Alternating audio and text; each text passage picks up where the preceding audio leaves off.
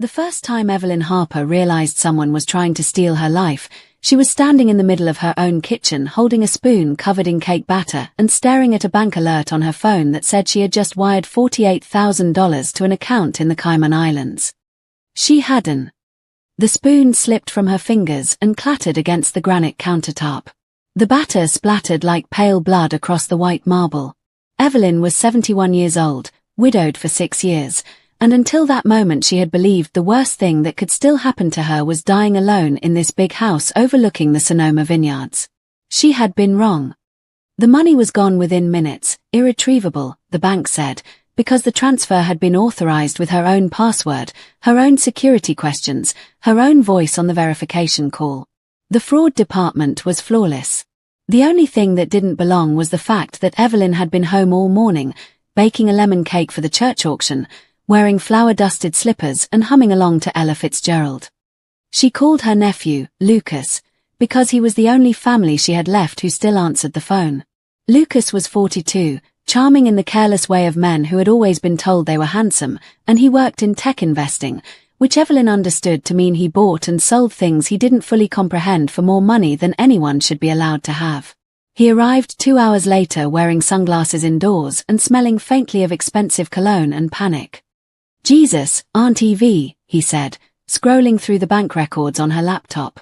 "This is bad. This is sophisticated. Whoever did this knew everything about you." Evelyn poured him coffee she didn't want him to drink. "They knew my mother's maiden name. They knew the name of my first dog. They knew the street I grew up on in Fresno." Lucas rubbed his temples. "We need to call the police. And a forensic accountant. And probably a lawyer." "I already called the police," she said quietly. "They took a report. They were very polite. They said these things almost never get solved." Lucas looked up sharply. "You don't believe that?" "No," Evelyn said. "I don't." She believed someone had been inside her house. Not physically, there were no broken windows, no missing jewelry, but inside her life. Someone had watched her long enough to memorize the smallest details. Someone had listened to her stories at dinner parties and church potlucks and bridge club. Someone had taken notes. That night she couldn't sleep. She walked the long hallway of the house her husband Richard had built in 1987, running her fingers along the wainscoting, listening to the creaks and sighs of a home that had once held laughter and children and arguments about whose turn it was to take out the trash. Now it held only her and the echo of her footsteps. She stopped at the doorway to Richard's old study. The room still smelled faintly of cedar and the pipe tobacco he'd sworn he'd given up. On the desk sat the leather-bound journal he'd kept for 40 years. Daily entries in his neat architectural handwriting. Evelyn had never read it. It had felt like trespassing. She opened it now. The last entry was dated 3 days before the aneurysm that killed him. "If anything happens to me, tell Evelyn to check the safe behind the map. She'll know which one."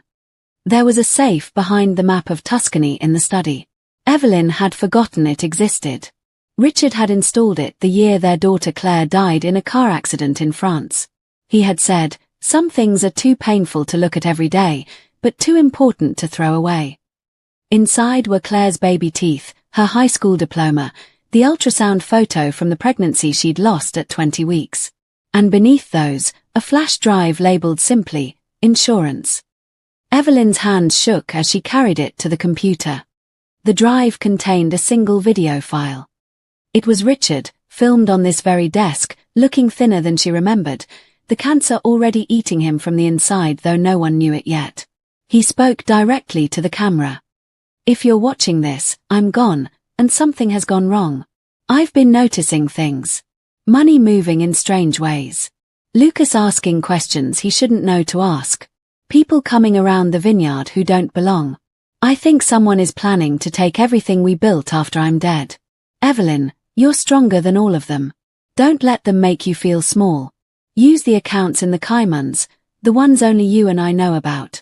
Use the lawyer in San Francisco whose name is in the back of this journal. And most of all, don't trust." The video cut off. Evelyn stared at the frozen frame of her husband's face for a long time. Then she closed the laptop, walked to the kitchen, and finished baking the lemon cake. She glazed it with shaking hands and took it to the church auction the next morning. She smiled at everyone. She let Mrs. Delgado hug her and tell her how sorry she was about the fraud. She accepted casseroles and sympathy and phone numbers for good identity theft lawyers. And then she went home and began to plan. The first thing she did was hire a private investigator named Mara Castillo. Mara was 47, former Army intelligence, and had the kind of eyes that had seen every lie ever told. She arrived wearing motorcycle boots and carrying a metal case full of equipment Evelyn didn't understand. "Tell me everything," Mara said. So Evelyn did. The bank transfer. The perfect forgery of her voice. The forgotten safe. The unfinished warning from a dead man. Mara listened without expression. When Evelyn finished, she said, "This isn't random. This is personal. Someone wants you broke, scared, and discredited. And they're willing to wait years to do it." "How long do you think they've been planning?" "Since before your husband died," Mara said. "Maybe longer." Evelyn felt the floor tilt beneath her. "Who?" "That's what we're going to find out." They started with Lucas. Not because Evelyn believed her nephew was guilty, she didn't, not really, but because he was the only person still alive who had regular access to the house, the accounts, and her life. Mara installed cameras the size of shirt buttons in every room. She cloned Evelyn's phone. She put a tracker on Lucas's Porsche. 3 weeks later they had footage of Lucas letting himself into the house at 2 a.m. with his own key, going straight to Richard's study, and photographing the contents of the journal page by page. Evelyn watched the silent video with her heart in her throat. "He's not the mastermind," Mara said. "He's the errand boy. Look how nervous he is. Look how he keeps checking over his shoulder. Someone's pulling his strings." "Who?" "That's the question." They followed the strings. They followed them through shell companies registered in Delaware and the Caymans. They followed them through encrypted emails and burner phones and a woman named Sophia Lang who had once been Richard's executive assistant and who now lived in a glass house in Napa with a vineyard of her own and a smile sharp enough to cut diamonds. Sophia was 55, beautiful in the way expensive things are beautiful, and she had loved Richard Harper with the kind of passion that curdles into obsession when it isn't returned. Richard had let her go gently, with a generous severance and a letter of recommendation. She had never forgiven him. Mara found the proof in a storage unit in Vallejo. Boxes of documents, voice recordings of Evelyn taken from bugged phones, a mold of Evelyn's signature made from a Christmas card, and a file labeled Phase 3, Dementia Narrative. Inside were medical forms pre-filled with diagnoses of moderate cognitive decline, signed by a doctor who didn't exist. Evelyn read the file and felt something inside her chest harden into steel.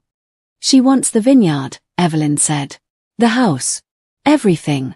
And she wants me locked away in a memory care unit drooling into applesauce so no one ever believes me when I say it was stolen." Mara nodded. Classic playbook. Isolate. Discredit. Liquidate. "How do we stop her?" Mara smiled for the first time since they'd met. It was not a nice smile. "We don't stop her," she said. "We let her finish the game. And then we burn the board." They let Sophia believe she had one. Evelyn began to play the part. She forgot appointments. She misplaced her checkbook. She called Lucas crying because she couldn't remember how to work the television remote. She let Sophia visit with soup and concern and gentle suggestions that maybe it was time to think about getting some help. Sophia brought paperwork. A lot of it. Power of attorney. Trust amendments. A new will that left everything to my devoted nephew Lucas Harper and his future children. A deed transfer for the vineyard to protect it from taxes. Evelyn signed nothing. Instead, she cried. She dithered. She said she needed to talk to her lawyer, then forgot to call. She asked Sophia to read the documents aloud because her eyes were tired. She recorded every conversation on the tiny microphone Mara had sewn into the lining of her favorite cardigan. Lucas grew frantic. He started drinking earlier in the day. He begged Evelyn to sign, his voice cracking with something that might have been guilt or greed or both. "You don't understand, Auntie V," he said one afternoon, pacing her kitchen while she peeled apples with deliberate slowness. "Sophia says if we don't get this done soon, the IRS is going to take everything. She's trying to save you." Evelyn let an apple slip from her fingers and roll across the floor. She stared at it as if confused. "Oh dear," she said vaguely. "I can't seem to hold on to things anymore." Lucas looked like he wanted to scream. That night he called Sophia in tears. Mara listened to the call on the cloned phone. "She's worse," he said. "She's really losing it. We have to move fast." Sophia's voice was cool honey over broken glass. "Then move fast." 3 days later, Sophia arrived with a notary and 2 men in suits who said they were from Adult Protective Services. They sat Evelyn down in her own living room and explained that there had been concerns. That her nephew was worried. That for her own safety, they needed to appoint a guardian. Evelyn let her hands tremble. She asked where Richard was. She called Sophia Claire twice. Sophia's smile was triumphant. They scheduled a competency hearing for the following month. That night, Evelyn sat on the back terrace drinking chamomile tea and watching the fog roll in over the vines. Mara sat beside her, silent. "They think they've won," Evelyn said. "They always do," Mara replied. "Right before they lose." The day before the hearing, Evelyn disappeared. She left a note on the kitchen counter in shaky handwriting. "Gone to find Richard. Don't worry." Lucas found it and panicked. Sophia told him to stay calm. They would file a silver alert. The poor woman was clearly a danger to herself. They searched for 3 days. On the 4th day, Evelyn walked into the county courthouse wearing a navy suit and pearls, her hair perfectly coiffed, her eyes clear and sharp as winter stars. She was accompanied by Mara, by a San Francisco attorney named Daniel Cho who specialized in elder abuse cases, and by a deputy district attorney who looked like she ate nails for breakfast. Sophia and Lucas were already in the courtroom, dressed in mournful black, ready to testify about Evelyn's tragic decline. The judge called the case. Evelyn stood. "Your Honor," she said, voice steady, "I'd like to withdraw my appearance. There is no need for a competency hearing because I am not incompetent. In fact, I have spent the last 4 months gathering evidence that the petitioners have engaged in a conspiracy to defraud me of my estate through forgery, identity theft, and attempted involuntary guardianship." She laid it all out. The hidden cameras. The cloned phones.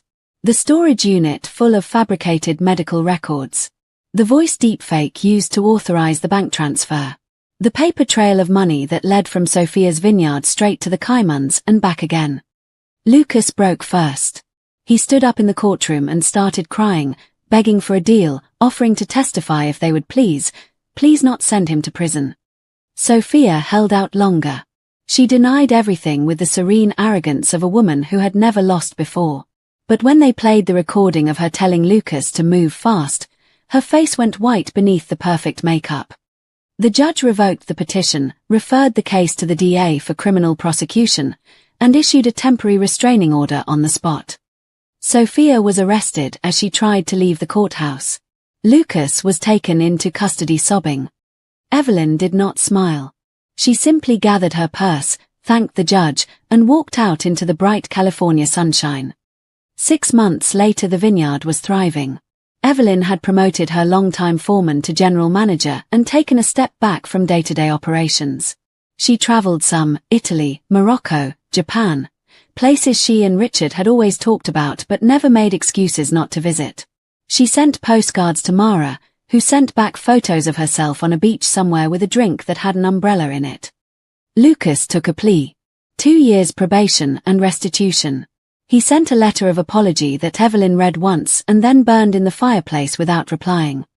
Sophia was convicted on 7 felonies. She received 8 years in federal prison.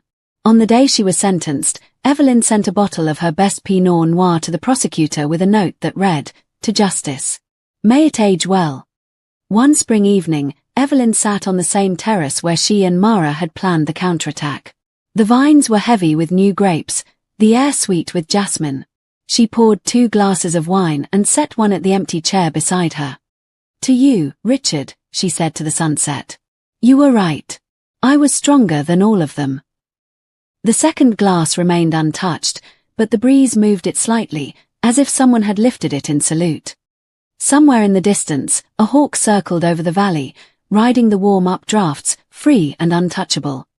Evelyn smiled, raised her glass, and drank to the life she had refused to let anyone steal.